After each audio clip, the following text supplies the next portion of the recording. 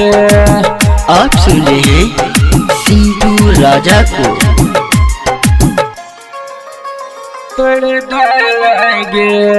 दिल में बसा के गे जान दिलवा किए तोड़ दलगे दिलवा किए तोड़ दलगे दिल में बसा के गे जान दिलवा किए तोड़ दलगे दिलवा किए तोड़ दलगे तोहर जुदाई सहना ही पैबो पी के जड़ मर जैबोगे दिल में बसा के गे जान दिलवा दुखा के चले गेलगे दिलवा किए तोड़ दलगे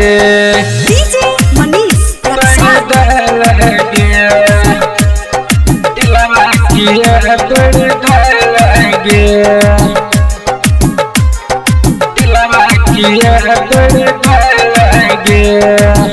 संगीत रिकॉर्डिंग स्टूडियो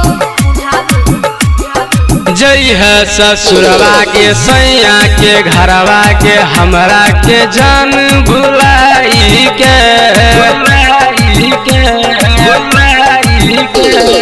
याद बड़ी तोगे हमारा सतोगे जीवो हम तोरा जुदाई में कोना के तोरा भुलाइबोगे जान हंसो तो अखियाँ रोवै लगे दिल में बसा के गे जान दिलवा किए तोड़ दलगे दिलवा किए तोड़ दलगे दिलवा किए तोड़ दलगे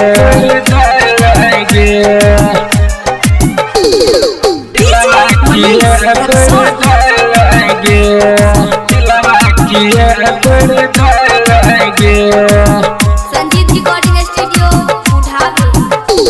अभी आप सुन रहे हैं शिवानी फिल्म्स की धमाकेदार प्रस्तुति। सिंटू राजा संगे रंजीत राणा के कैले गोरी बर्बाद गे राइटर चंदन सजदीप सरगम के रही है गे जानू आबाद गे